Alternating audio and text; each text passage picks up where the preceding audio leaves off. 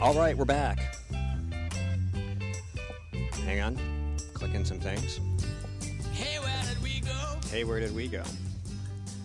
But we're back. We are back. Days when the rains came. It's not raining. Finally. It's been raining for days. All right, our next guest is internationally acclaimed Middle East expert, former senior official on Arab affairs and intelligence, and author of Inside the Middle East, Making Sense of the Most Dangerous and Complicated Region on Earth. He's also an independent Middle East strategic intelligence analyst, private lecturer, and fellow of intelligence and Middle Eastern affairs, or Middle East affairs, at the Eisenhower Institute of Gettysburg College. Please welcome to the program Avi Melamed. Good morning, sir. Morning, Steve. Good morning, guys. Oh, good morning. Excellent to have you on the show. So, talk about obviously this is your life, really. This is what you do, but it's been such a tumultuous part of the world for my entire life, and I'm in my 50s. And you've written a book. Why did you decide to write Inside the Middle East? Well, it's clear there is a very deep need in additional education and knowledge in the West about what's going on in the Middle East. And what I'm doing in my book, Inside the Middle East, I'm providing the Western audience with an inside picture, a three-dimensional, cohesive picture of what's going on in the Middle East, what are the major factors and powers that are involved in the shaping of the Middle East, and what's the current and potential ramifications of the events that we see today in the Middle East. The premise of the book, I guess, primarily is that America is a declining power. It's losing influence and reputation. What do you think is causing this decline? When did you think it started? What are the consequences? Well, definitely it has been boosted during the last couple of years. And the major reason for that is the great disappointment and discontent among mostly Sunni Arab world regarding the current American policy towards the huge earthquake that we see today in the Middle East. The major sentiment is that the United States totally misread the reality, or even worse, in the eyes of the Arab states, is that the United States decided to throw the Arab world under the bus and to line up with the Iranians. But all in all, I would say that this is another episode in accumulative failures of the U.S. policy in the Middle East for the last at least couple of decades. The Iranian thing, in particular, you probably have more focus on that. How bad is that? How devastating is the current administration's alignment with the Iranian regime going to affect relations? Well, it's very disturbing given the fact that the last generation, the Mullah regime in Iran, actually has been involved in fueling different parts of violence in the Middle East during using proxies in the different parts of the Middle East. The Iranian regime today, there are 8 different arenas where the Iranian Mullah regime is either directly or indirectly involved in growing instability, including the use of violence like Syria, like Iraq, like Yemen. For the last generation, this regime has gladly, cynically sacrificed Israelis, Palestinians, Syrians, Iraqis, Yemenites on the altar of its interests. So you can understand that following the extended outreach American hands, there is a growing concern in the Arab Sunni world, the neighbors of Iran, the Gulf states, Israel, Turkey, that following the lifting of the sanctions, funds that will be flow into the Iranian treasury will be diverted by the Iranians to further in deep and fuel their instability in different parts of the Middle East. All right, very unstable region. Who do you think right now are America's most important allies, and what would you say is the greatest threat to America's interests in the region? Well, first of all, there is a sentiment today in the States that actually argues that the United States doesn't really need the Middle East and it doesn't have to be there. I think it's a very short-sighted and a very dangerous. The Middle East will come after you if you don't take care of the Middle East. So I think that this is the first thing that has to be internalized. The second thing is the Middle East, there are major powers that are involved in the shaping of the Middle East today. Obviously, there is a kind of like a disturbed equilibrium between the Sunni Arab states on the one hand and Iran.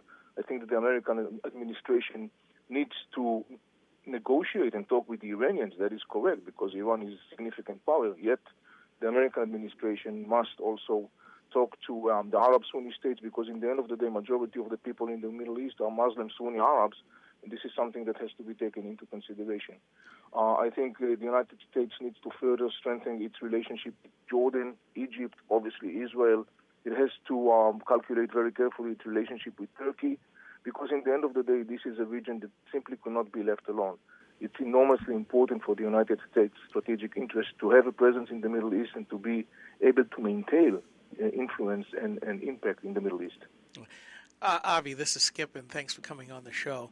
Hi, Skip. Certainly, I've written quite a bit over the years at GraniteGrock.com about steadfastly trying to be supportive of Israel, and certainly what I see out of this present American administration is the exact opposite, for whatever reason. So there's two things from that standpoint I want to ask about. One is the BDS movement, where the Palestinians and the Muslims have gone worldwide to try to go after Israel, both in social media, social stances, as well as through the UN, through the collection of Muslim states.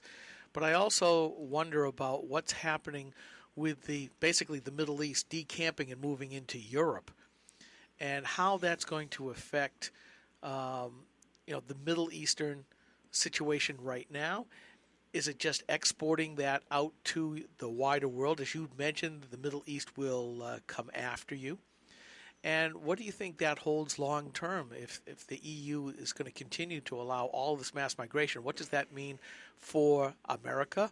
And what does it mean between America and Israel? Well, Skip, there are many substantial questions that you came up with. I'll try very shortly to refer to them. Starting with the BDS, and I will talk mostly about the involvement of Westerns, like intellectuals and media people, in the phenomenon called BDS. This is very disturbing.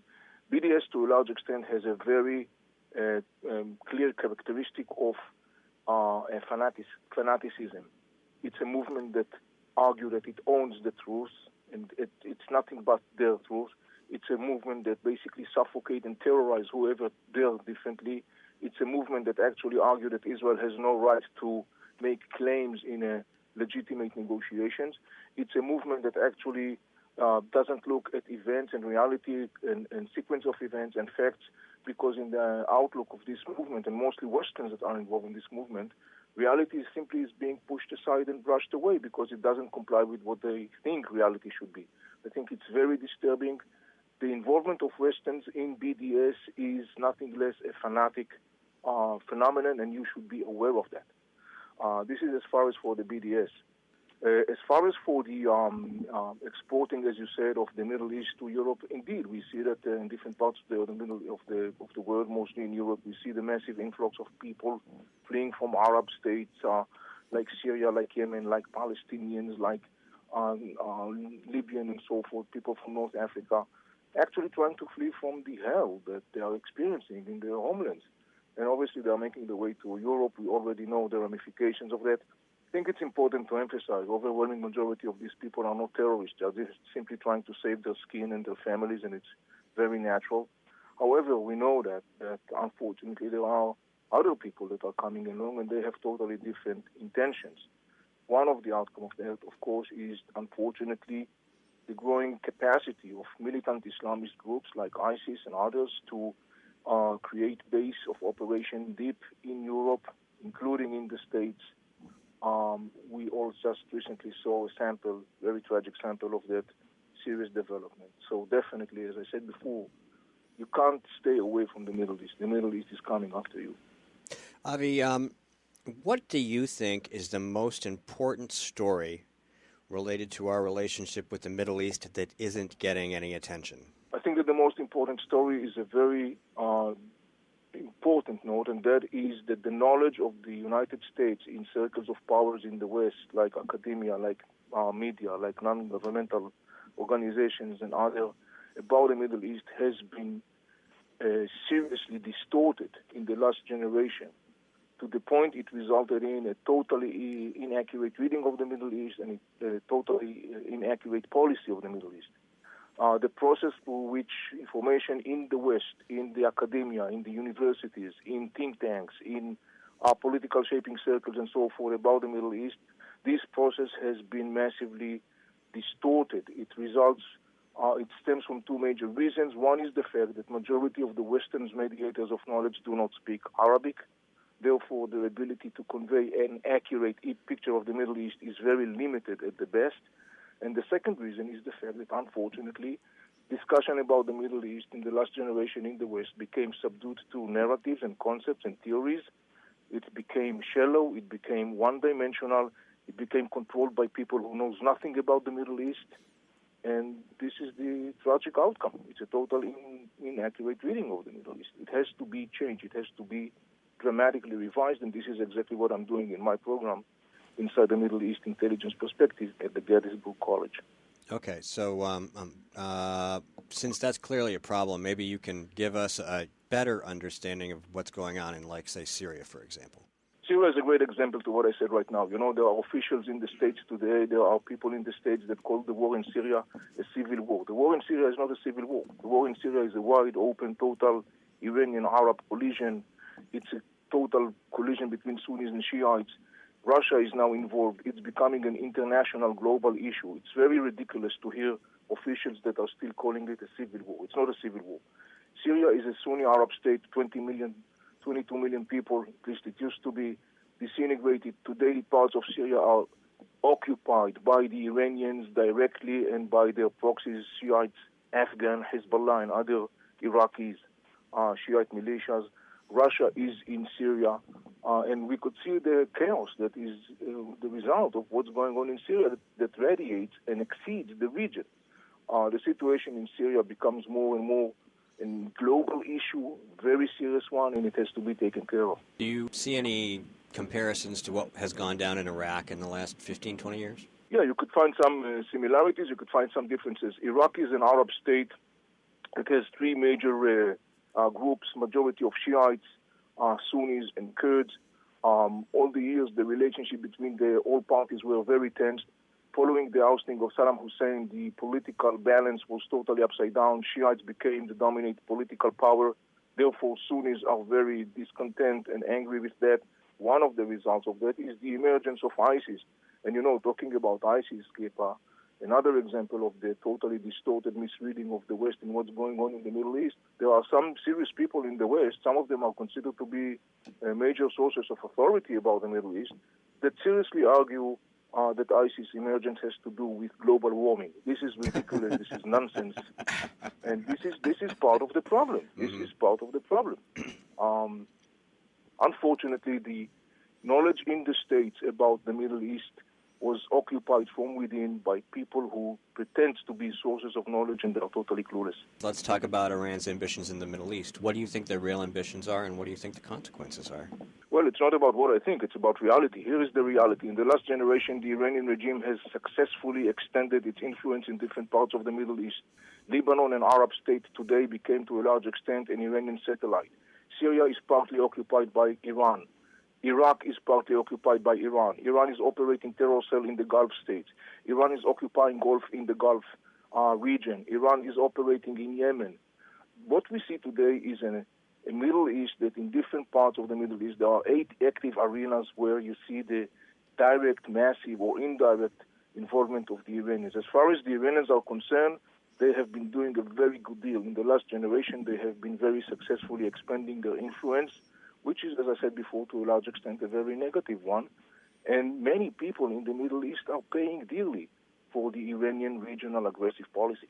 And inside the Middle East, you propose an outside-the-box solution to the Israeli-Palestinian conflict. What is your solution to creating sustainable Israeli-Palestinian peace? Well, my basic assumption is that the final objective should be this two-state solution. However, it's not attainable today. It's not doable today for professional observation. This is not a political statement.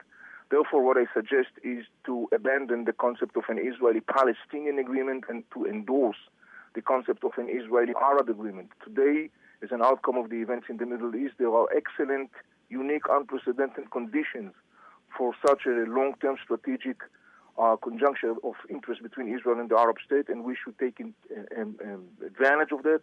So I think that there should be an Israeli-Arab agreement that will create an interim period of time to stabilize the situation in the Gaza Strip, and later on, once the situation is going to be stabilized, to start the second phase of an Israeli-Arab-Palestinian negotiations to conclude all the controversial issues that has to be done and negotiated around the table and not through sanctions or divestments or whatever. What do you think America needs to do to reverse its declining power and prestige?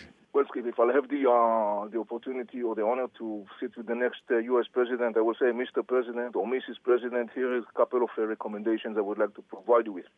First, regain the disturbed equilibrium, power balance between Saudi Arabia and the Arab states on the one hand and Iran on the other hand. There are 8 different arenas, and I could provide you with a very detailed map how you should conduct a different policy in each arena that in the end of the day will help you, the United States, to be viewed as a powerful, balanced, and accurate mediator. This is one thing. The other thing, abandon the concept of an Israeli-Palestinian agreement, endorse the concept of an Israeli-Arab agreement. The third thing, establish, nurture, and encourage the creation and operation of an alliance, strategic alliance that will consist of Israel, Jordan, Egypt, the Gulf states, in order to block the momentum of militant Islamist groups that are spreading today all across the Middle East, starting from the western part of the Sahara, deep into the center part of Asia.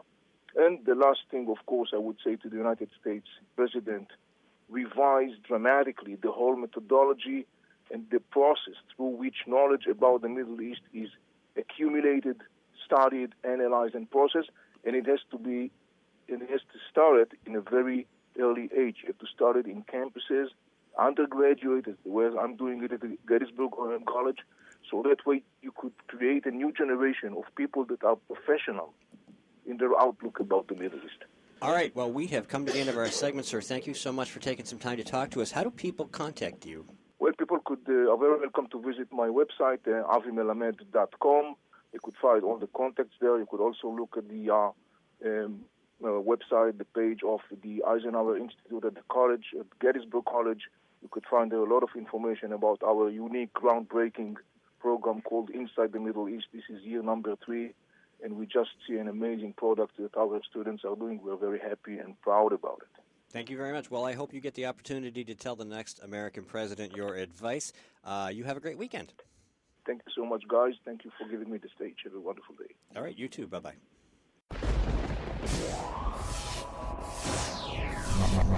Rock.